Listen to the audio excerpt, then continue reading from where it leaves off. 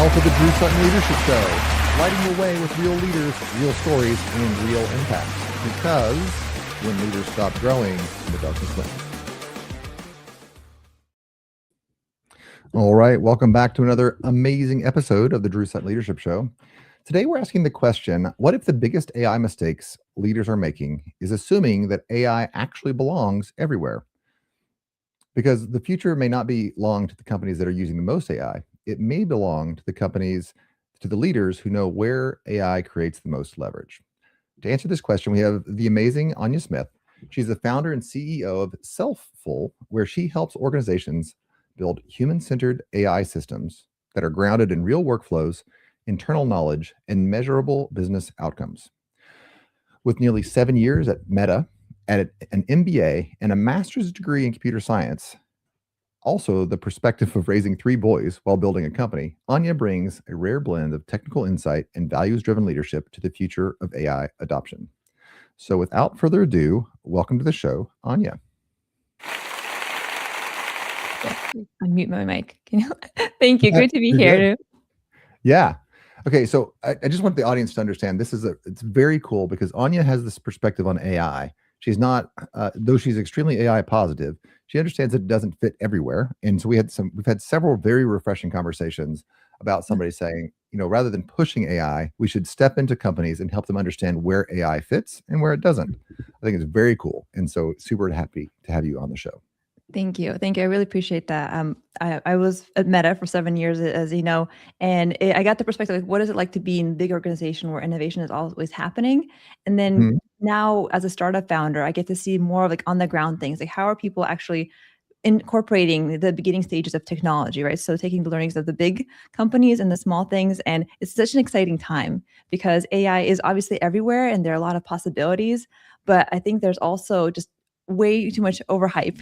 We'll talk about it in a moment, but I call it the Photoshop era of AI, where the Photoshop era of AI, where everything looks really amazing. You see these demos like, oh my gosh, like what did I even do? Like I don't have a job, I can't outcompete AI, and it seems like who needs humans anymore? And at the same time, we see that the money doesn't follow that. So much money is spent on AI, and yet like millions and billions of dollars are wasted because people are not focusing on adoption. So I'm humbled by the experience that there is so many things that we can do with technology, but at the same time, I do think it's the human understanding and kind of passion that will help us build, like combine these two parts of like the innovation and actually solutions that work. So excited to share my learnings in that space. Yeah. Before we jump there though, you spent 7 years at Meta, which is casually amazing. Meta has the budget and the inclination to hire the most amazing people in tech. And 7 years is enough time for you to have watched the rise of AI and now the adoption. And recently, Meta just fired 8,000 people, I think it was. A very, very big layoff. Yeah. So I'd love to hear your perception, what it was like. Like, when did AI become the thing at Meta? Was that 7 years ago? Was it 2 years ago? And kind of your feelings about the current, like, well, now we can just fire a bunch of people. Yeah, I think so. My time at Meta when I started felt like it was Disneyland. You go to Menlo Park and you feel like you have your Hogwarts, where they give you free food and there's just a pastry area for free with free desserts, like a free ice cream for dessert. Like, what is this? So I have really warm feelings, and I don't want to. I don't lose that appreciation for what Meta gave me and the incredible people I had to work with, but it definitely evolved throughout the time. So by the time we were wrapping my career, at least like 3 years ago, you could see the culture was changing. It was less so about like working with great people and showing the best. It became kind of that maturing phase. And I can't fault a company for going through that maturing phase where there's more quotas, more numbers. You're less, focused on innovating, and you're focusing how do you balance like the growing structure of the company and ROI. And I was in the innovation space for Reality Labs, so the VR headset and whatnot. So we were kind of like the counterculture of AI. We had the sister part that was AI focused, and we knew what they're doing, but it wasn't AI focused. Like the dream back then was to create this like metaverse, and that was the big bet. So I think Facebook and realized that they were not making the right bet, and so they pivoted a lot. But it taught me also like the effects that culture takes when you stop focusing on the human part. That's, I think, the biggest Mm. takeaway. When we started focusing on these layoffs and just became a culture of like, do I even have a job? And you see how your manager doesn't even know how to prepare. Like they have no support from their leadership on how to prepare this, and they don't know how to support their team. So I just saw that the culture was really taking a hit. And Mark at that point was saying, well, hey, smart people will be motivated if they have big problems to solve. But I don't believe that is right. I think that people care about being seen as humans in tough situations. And so technology or innovation isn't going to replace the things that are going to make your business successful. And so I have a lot of heart just on a personal people who have been there beyond the initial layoffs. Like I was actually fortunate to be laid off pretty early because Mhm. I didn't stay in a culture where you can constantly have to feel like, what am I doing? Because it loses that sense of like, am I motivated? What am I showing up for? Like there's always the golden handcuffs, but now you have a culture where you never know if you're going to be there, and that puts a lot of stress on you. So I hope that the positive part is like it taught me the positive, like working with incredible people, giving people the space, creating a culture where people do feel empowered, and being also empowering people to be managers if they want to be managers, not just because they want a Mhm. promotion. So I'm taking that with me, but I also really am honoring the thought that you have to cultivate a culture, and not let whatever changes innovation lose that focus and lose the human piece, because no matter how good your tech is, if you don't have people inspired or just believe they don't feel like you care about them, everything is going to go downhill. And the other point, if I can add, is that what I think is the tragedy of this, and we see that beyond Meta, is that it seems like the solution is let's just cut people. And Yeah, we right, right. to cut people. And I think it speaks to the fact that we don't know how to get people to actually measure AI value. We're just saying, well, the value is like if we want to make money, like, and it's okay, we're just going to cut people, and then we'll figure out how AI is going to make things better. But even back when I was there, like AI wasn't a key thing. Like we were just starting to even figure out how to use it. It definitely wasn't a core part. And I would bet that honestly, AI isn't a big part of a lot of enterprise. Like I bet a lot of things don't change that rapidly in enterprise specifically, and that's in part why we are focusing on our segment, like of leaders that we focus on, is because a lot of times innovation seems like there's a lot of money spent in an enterprise, but there's so many delays, there's segmentation, there's figuring out how do you actually disseminate innovation, and there's not really a push to do it consistently. So like billions of dollars spent on enterprise AI, but I really lack the adoption of it is even a fraction of that. Well, I think that's why there's a lot of opportunity for smaller companies where the leaders can actually be there, Mm. support the adoption, think about how their team will integrate, and actually follow suit and like be an example of that. There's a lot of opportunity to be the innovators in that space and fill that gap, and then bring those learnings consequentially to bigger companies. So it's an exciting opportunity. No, I love that. I got the chance to go out to Texas, and I got to live 5 years there doing helicopter design at the time. Mm. And being at those big companies, being in the room where I was the dumbest person in the room and had all these mentors that No. like were like on the cutting edge. Like I remember the first time I said something intelligent in one of the meetings. There's a big technical problem, and I said, I think it's the pitch horn. And one of the dynamics guys was like, yeah, actually that makes sense. And I was just like, oh, like I said something intelligent. I'm Um, leaving. I'm leaving for the day. that's right. Leaving in a highlight. I think that everybody like that's one of the biggest powers I think of the large organizations is you have this collection of the most amazing talent. But I don't think I have 3 questions that I always ask, which is can, may, and should. Can, may, and should. And a lot of the times we start with can and we just like go off to left field and like make this amazing feature. The Yeah. engineering motto, I don't know if you follow it, I certainly follow it, which is if it's not broke, add more features. Like that's that's the goal. Yeah. But I think if we said instead what should, so instead of saying can, may, should, I think we should just say should and forget can and may. Yeah. What should we be doing? And so like kind of your discussion there of you have all these intelligent folks that are just like, let's go, but maybe what should we do here? So Yeah. let's focus on that real quick. There's kind of this silent assumption in society right now that AI should be everywhere. If AI can do it, Yeah. AI should do it. Um, we're automating customer support. We're doing marketing. Somehow it's magically supposed to make operations work better. You should Yeah. just hire me for $8,000 a month to be your CAIO, which by the way, to all my listeners, more than happy to be your CAIO for that rate. But what do Love you it. think that we should be doing? What should AI be doing? And what Yeah. should people still be doing? If you just put those into those Yeah. 2 buckets, what should we be 100%. doing? And if I can touch back one more thing, I think the difference between enterprise and also doing a startup is like in enterprise, people will pay you to test things out that may have no ROI. You're like, oh, well, this seems cool. Like I Mm, should just build it. When you're startup found, like you have to build something that your clients will actually buy. And then the ramp up field of understanding what's actually buildable is much like you have a lot less wiggle room on that around that. But in that same sense, like we have to ask where is AI bringing real value, because you mm, can't, like when you're actually talking to a leader, say, hey, I can do all this, they're not going to buy it. So there's a lot less cushion and opportunity. So to that degree, think this is kind of the danger we're at, is that there's so much hype and a lot of times leaders are actually just paralyzed by it. They feel the pressure that, the competition is using AI. I'm hearing it from my customers, I'm hearing it from my team maybe, but I don't know where the heck to start because there's a plethora of tools and everything. It's just an overload, and it seems that if I even start now, tomorrow I'll be outdated by what I'm doing. And I think that we forget that no matter how good the tool is, it's not going to solve the problem if you yourself have not had a deep understanding of the problem. So mm, before we even say, like, is AI right for you? You have to understand, like, where is there actually ROI driven problem that I can fully test out a solution to, regardless of if it's AI or not.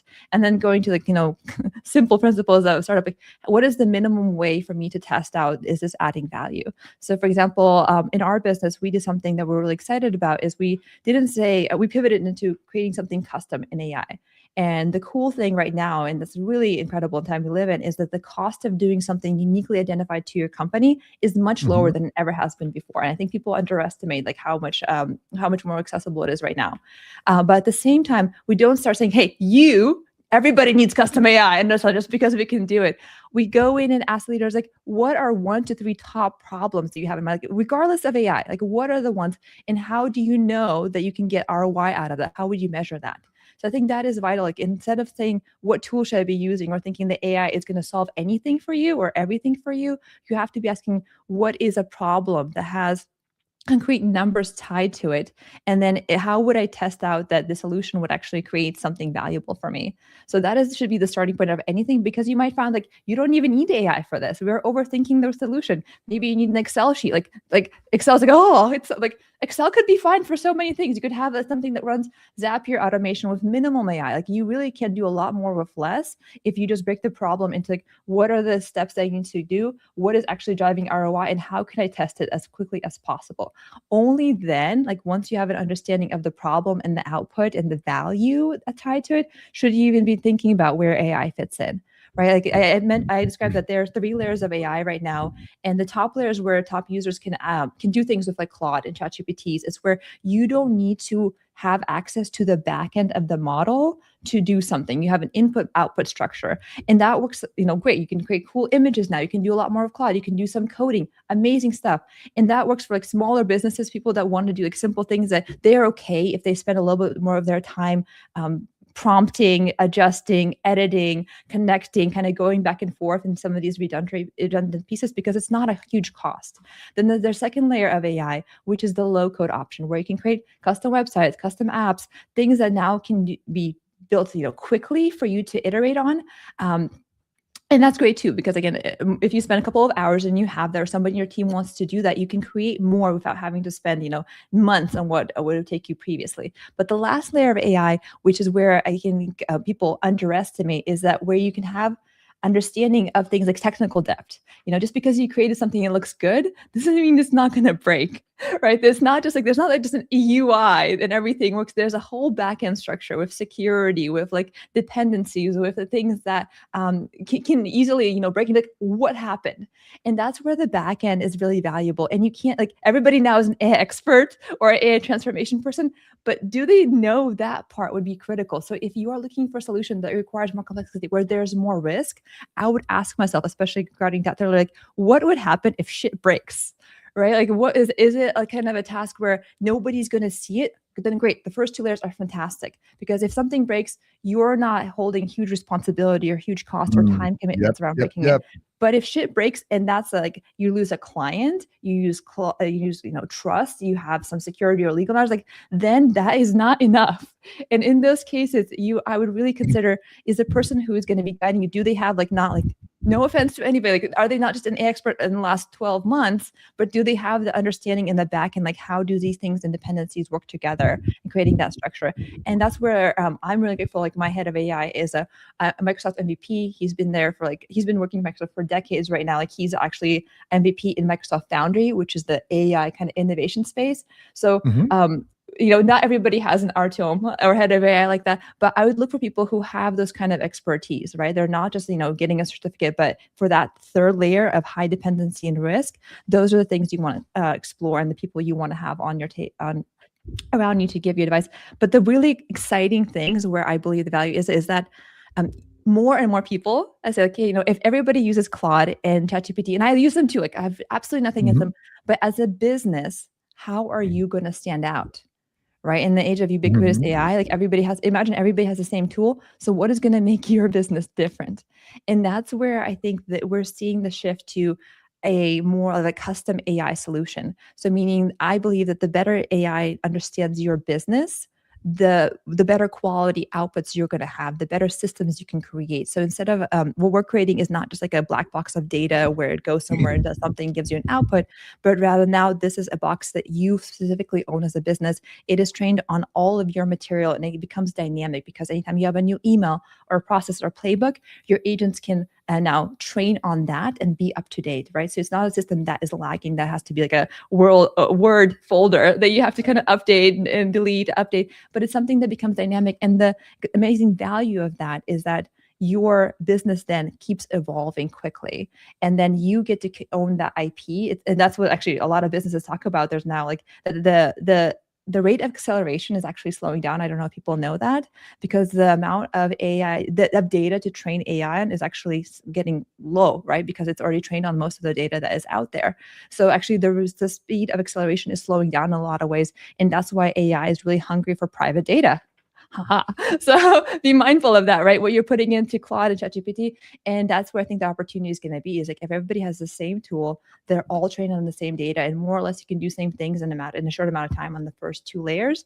The differentiator is going to be people who can take advantage of the fact like, hey, I have something unique that I bring to the table and I'm going to Hmm. leverage that to work faster. And again, I cannot underestimate like how much more accessible that is.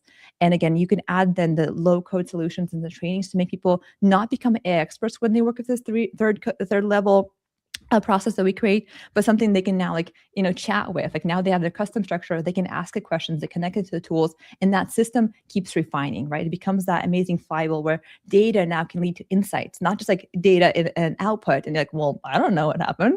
I don't know. ChatGPT said so.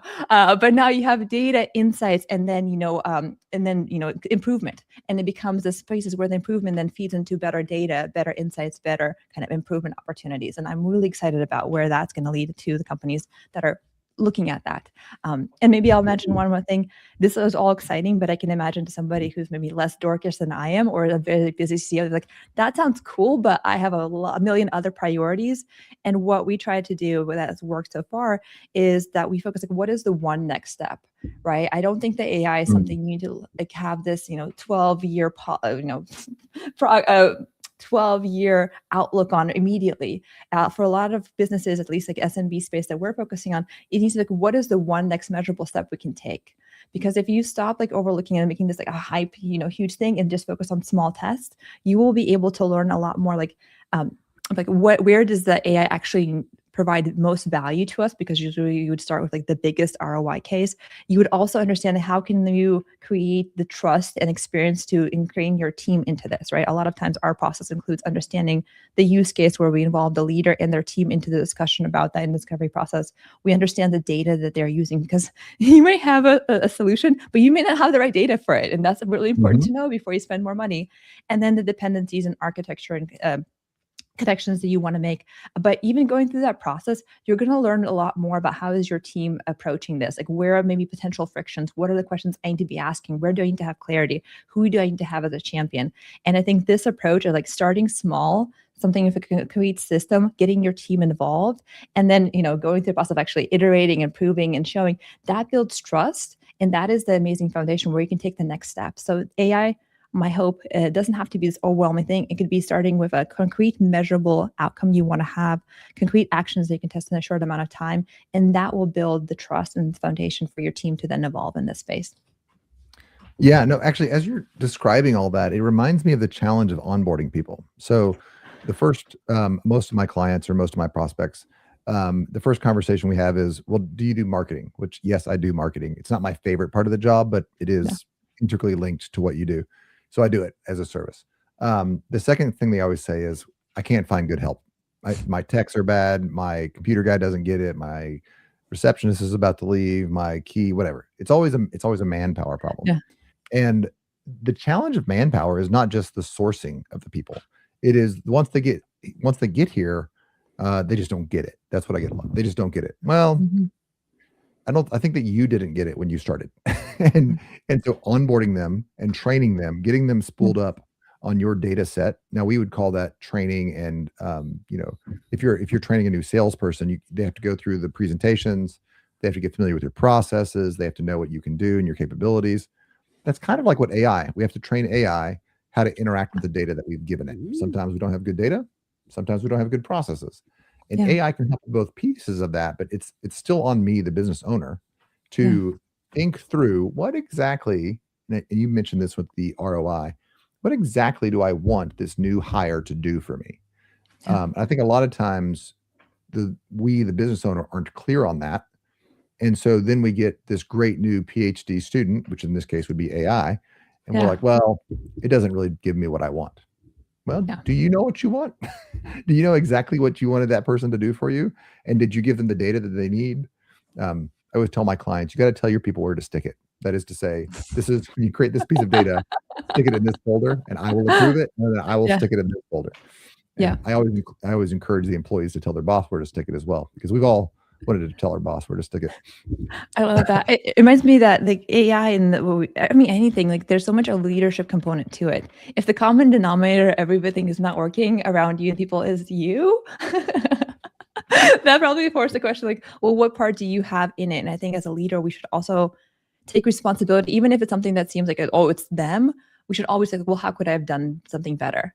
Even if there's two sides to the story, I think that's always important. And it was funny, Drew, is that actually in our onboarding process, we asked like, hey, if you had again a high, a really smart intern that Yep. knows everything, but they're doing it for the first time, what would you want them to do? Like, how would you explain it? That's exactly the right way to think about it. And because you do have something that is very intelligent, it can be there 24/7, but it doesn't know you, it doesn't understand the purpose of something, it doesn't know why this is important.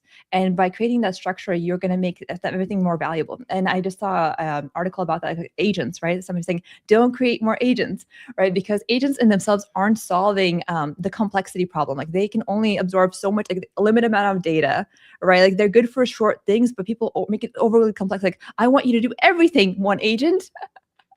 But the Yeah. same thing as intern, like if you make a huge instruction list of all the steps that intern has to do, they're going to be confused, like especially if they're doing it for the first time. So even when we think like AI innovation isn't solving a problem if you have a too complex of a system. You should focus on your system first, make sure that that is clear, and then build AI on it. Same thing with leadership. You should make it clear, like if I as a leader was onboarding, like imagine I'm a new person on this company, and am I giving enough instruction to this new person? You put yourself in those people's shoes. Am I showing up for that person as I should to give them enough information? Do they have enough information and my support to make it clear what they should be doing? Am I giving them feedback at the same time? Same thing, like I'm thinking back to AI. Like if AI is not going to be perfect, even if you give it great instructions to begin, you have to refine it. So if your expectation is Mhm. like, oh, why isn't it perfect from the start? Well, it takes refinement. It takes that effort. And I think that also is a calibration of leadership expectations, whether it's with humans or technology, that just like humans, AI needs refinement. It needs to have patience. It needs to have a good calibration points in order to improve. So that should be like a long-term strategy. AI isn't going to be a quick win. It never is. But the difference is that people who approach AI just like it would be training an intern thoughtfully, they're going to get the best the best output out of it, because there's so much opportunity, but it takes that right mindset. And I think another thing that leaders should do is like they should show that, the understanding that it takes time, that it takes patience, that understanding that they're not going to see, immediate, like, wow, everything works from the start. So if a leader Mhm. shows like that openness to their team and the right expectations, their team will be more aligned to like really being there and giving them like the right outputs and saying, hey, I know it's not perfect, I'm going to calibrate it, here are my results, and not feel like, there's misaligned expectations between what their leader wants to see and what's actually happening. Because I think that's why people also are hesitant, because they want perfection, or they think their leader wants X and they're only seeing Y, and maybe it's not fast enough. So leaders need to have that right mindset, like what's realistic, how can I support my people, how can I give them right expectations, and again make sure that what I'm providing as a leader is enough to get the output I think I want. Yeah, we've talked about return on investment. We've talked about clarifying your goals here, which is just a different way to say return on investment, I think. Um, it's a very difficult task. There's an old joke that the only person that doesn't know what they're doing in the British Navy is the admiral. Everybody else is just following rules, Yeah. following orders. But the guy at the top has to figure out, what was I trying to do here? Yeah. So, are there any signals? As you look at it, here I am. I'm a business owner. How do I know? Am I too small for AI, or I got like six AI subscriptions that I'm fiddling with at the moment, right? Yeah. Is there a way to kind of a rule of thumb to know that yes, you should dive in on this tool, Yeah. or maybe I need help? Are any Yeah. signals that I should know that hey, yeah, I'm on the right track? A couple things come to mind around that. So one obvious when we talk about money a lot, but the ROI value of something. So for our clients, we ask, if this was the use case outcome you wanted to have, what value or how would you measure it specifically? And sometimes we have this question in multiple different angles, but usually it gets to something like, hey, if I got X more clients out of this process and some of the number of them converted, I would get this dollar mark. So I would say conservatively, if the output of AI working properly, it gives you at least 15, 20K in ROI, I think it's worthwhile. So there's a dollar value to it. So I think that AI lines really great if you have a high margin service or a high margin product that you are producing, especially for like smaller like teams where there's high revenue to employee ratio. And that works really great. The other part that's very important is like again the cost of doing something wrong. So if you have a place where breaking shit does have a huge liability for a company, that's where custom AI makes a big difference, because it protects you from those liabilities. So those would be my two major things. Like, do you have something that is worthwhile enough where again 20K output is something that is worthwhile, because the investment's going to be roughly a little bit less than that likely. Mhm. And then if the cost of doing something wrong is again over 20K, I would say that that's also a great decision to make. But again, there's a lot of things you can do before that. One thing I can also add is that if you have a lot of great data, so some of our clients, like they have, not everybody has this, but like decades of podcasts and blogs and articles. So if you are somebody who has all this information or experience that's uniquely yours and it's just living something somewhere in static and blogs, like that could be a unique value proposition for you. So another thing to consider, are you a creator of all this knowledge that's now sitting stagnant, but you could be using that to actually make your eye like uniquely understand and use that as a value like enhancer for everything, how it interacts with your clients on your behalf. Right. So those are my Oh three yeah. things. It's like, do you have a lot of information that's uniquely in yours and IP that's sitting somewhere stagnant and not creating value for you? Is it something where if you get another good client or you sell a product that's over giving you at least 20K value, and is the cost of getting shit broken going to cost you over 20K? In those cases, I think it'd be a good fit. Yeah, no, I love that idea of the 20K number because that's a substantial, that's a car, right? It's Yeah. not a Ferrari, but it's a Yeah. car. And I think it's a good break point because um, when you think about buying a tractor, so let's say I'm a small I farm, have a I'm gonna tractor. buy I have you 9 acre farm. Yeah, we have goats and chickens, and so hey, I can relate. right. So you're making this choice. Do I have a tractor? The truth is that a tractor can, you as a human can maybe farm 1 acre. A tractor lets you farm 40 acres, maybe a Yeah. hundred acres. Yeah. I don't know that your market's that big, like, so the 20,000 number I think is super useful. Am I trying to get $20,000 of value, or eh, is it worth spending 15,000 to make sure that this thing doesn't break and cost me Yeah. 20,000? I think that's a brilliant way to look at it. Yeah. It's kind of why you pay a lawyer, right? You're not paying a lawyer for something productive. Sorry, lawyers. I'm looking at you, Yes. Mike. Yes. You're paying your lawyer to prevent a massive loss, right? And Yeah. my wife is an accountant. She does bookkeeping, and we pay an accountant to do our taxes because we want their insurance policy. We don't Yeah. Yeah. we don't want the massive loss. Um, and so I'm going to just harp on this for a second. Technical debt, or what's going on in the background. Mhm. Some data, engineering data, for instance, when you need to know if the answer is 2 or 2.5, that sort of deterministic hard answer needs a hard coded deterministic program. But how do you feel about pink versus teal baseballs? That's probably that, if it's a question of taste Mhm. where the cost doesn't cost you anything, maybe a sale versus did my HIPAA data jump out there on the server accidentally? I think Hmm. that's a great way to take a look at whether we need heavy technical lifting or not. Yeah. Um, Can I let's add one more talk a thing to little. that? Can I add one more thing Oh to yeah, that came let's to do it. mind? Is like one other thing to consider is a lot of times CEOs are now spending time doing Claude and ChatGPT and getting into that because Oh, they that's feel the good. pressure, like, Yes. well, I should probably understand that. Another thing I'd ask is like, is your time best spent on that? Are you Ooh, that's spending 10 good. hours on Claude, which I get, I support it, I do it myself, I get that. But if you're a CEO and you could be attracting a client, closing a deal, doing something, like is that the best use of your time? So I also ask, like, is you spending tens of hours staying up to date on AI, doing things like that? Is that really the best use of time? And do you want to do it? Right. So also, if you're a leader who, like, like, I'm not sure, but would you, if this helps you close a deal like months faster because it's working faster for you, those are the trade-offs I consider, right? And to your point, also, there's a sense of AI overload. Like, what is unique about what we're trying to do is that if you want your emails to sound more like you faster without you doing a lot of prompting, custom AI Mhm. helps, right? It understands you, so then the outputs are going to be more like you, and you're going to accelerate. Like every time you write email, it becomes more like you, right? But so if there's a really big cost for the relationship you want to have with clients to really feel genuine, that also makes sense. Like what we see is like when your clients are high end, you don't want them to have a chatbot that sounds like ChatGPT. Like you Mm, do really care so that it true. sounds like you to that degree consistently.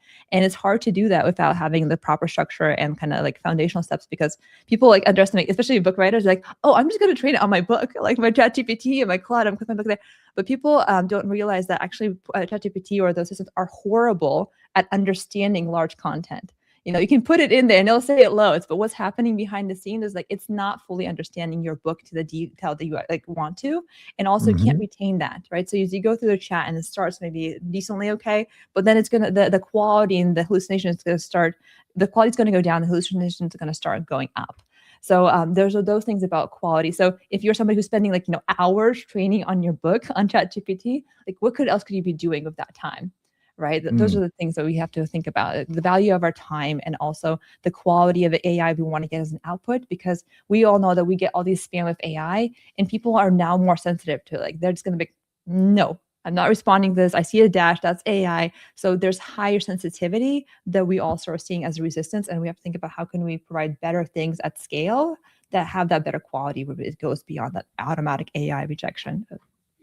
No, actually, I actually ran into this about a month and a half ago. I said I made an introduction for 2 people, Yeah. and one of the people was like, "We're like, well, that's very nice. I'm glad you put that into ChatGPT." And I was like, "Hey, that was my wording. Thank Maybe you. I'm just an intelligent person."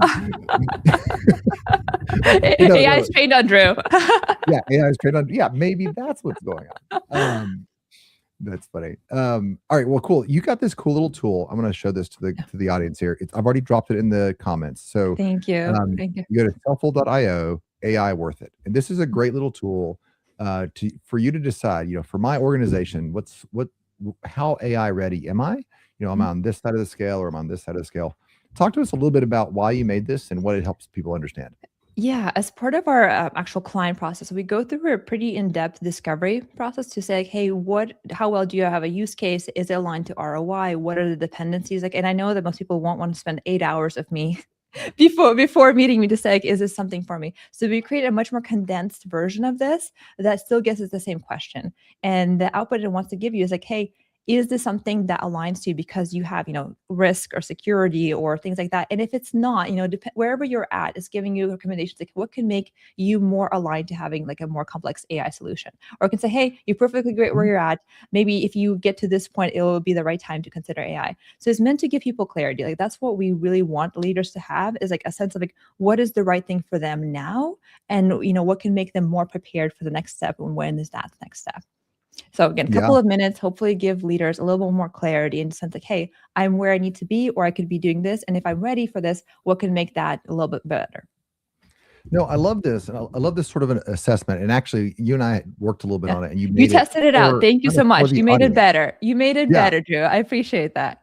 Well, and I just want the audience to understand, I'm a huge fan of Anya. I think that she's doing great work. I Mm, think that to truly implement AI, you need a consultant, and that consulting, in a general sense, is going to change everything. mm, Essentially, a consultant is the old version of AI. Like you basically mhm, hired me or Anya to give you advice about how to change your organization. Now, AI in a lot of cases is the correct tool. Sometimes, and I love your three layers here. mhm, Sometimes that's just the chat layer. Sometimes it's a low code solution just to get this kind of repetitive thing that you do. But for the majority of time, if you're that medium sized organization, you're doing mhm, something 20,000 times in a row, you're servicing a high end client that expects that high level of, um, of, of custom interaction. You really need that technical base to be done properly. And somebody like Anya is great for that. But it's also a heavy lift, yeah. and so I think that this assessment is a great way for you to jump on there. And I mean, it's not quite, am I a Hufflepuff or which Star Wars character am I? Sort of a quiz. It gives you real advice about, hey, Yeah. this is where my organization is. These are the symptoms I'm feeling. What sort of AI solution is right for me? And do I Mm. need help?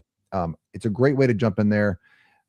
So I got to turn the stage back over to you to talk about the assessment. Thank you so much. Yes, again, the assessment is hopefully giving people more clarity in a short amount of time and just getting curiosity. I think that what we try to get to is people feeling a little sense of like simplicity, right? In a sense, like, hey, you should be doing all of this and all these options. Again, start with what is your pain point and what is your readiness. So some things that we highlight, just again, maybe I don't think it hurts if you know, is like asking questions like, do you have a champion? Like, where is your data readiness? So we try to make it low key. Like, what are your main points and what is the cost of getting things wrong? Like, those are the questions that we talked about through our interview. But there's the same thing we ask here in like slightly different ways, because those are things that are going to help you really tie back to what is the right step for you and is there a right ROI. And I think the best thing also, even if you look at this, like it plants seeds about like, where am I at and what can I improve as a leader. Like it gives you a sense like, okay, maybe I'm at Mm, here right now, but if I wanted to get better, maybe I need to just organize my data a little bit more, or maybe I need to find a champion who's going to be the person who's going to help me, make this sure this disseminates further down. So even if you take it, like you don't have to be fully prepared, like, you have to like, prepare anything this, but it should hopefully plant some seeds about with the questions that are asked to understand what AI builders will be asking of you. And that's also part of the selfish plug here, is that when we work with clients, all the times we have to do this preparation to kind of guide to experience. But if you do this yourself, you're going to save time and money. Ding, cha-ching, cha-ching. The better yeah. you understand these things now, whether it's through us or you go somewhere completely different, which is great, the more you'll be able to save again time and have faster and better solutions together. So we're doing this, yes, for us, but also hopefully to give clarity to leaders and also help save them time and money, which I think we all want. Yeah, I mean, I couldn't have said it better myself. We're kind of running out of time. I know that you have an appointment right after this, so I'm going to wrap up the show here. Cool. Listen, Cool. if you know that AI is something that you need to start implementing, if you're Mm, asking yourself, "How do I find the best employee? Is AI the next employee?" Okay, I think AI is the next employee. I do things 20,000 times. I have, I have big checks that could be sued against me if I get this wrong. I need to really reduce my overhead. I mm, know I need to get into AI. I don't know where to turn. You can turn to the person that's going to charge you $8,000 to do an assessment. Again, if you would like to pay me $8,000 to do an assessment, more than happy to. Or for free, uh, take a look at Anya's work here. I've already put it in the comments. mm. Reach out to Anya on LinkedIn. It's just Anya Smith on LinkedIn. You'll find Anya her. N. Smith. Anya N. Smith. Oh, Anya N. Smith. I'm glad I copied that then. Anya N. Smith. Tell her you saw her on the Drew Sutton Leadership Show. This is a great fit for you. If you're a CEO, if you are a business owner, if you're doing $3 to $4 million in business, you got Yeah. 10 or 15 folks. You have your sales calendar is booked with leads. You need to qualify those leads. You need to do real work for those clients. Anya and Selfful is a great resource for you. Tell them you saw her on the Drew Sutton Leadership Show. She's got something special for you. With that, we are out. Thank you.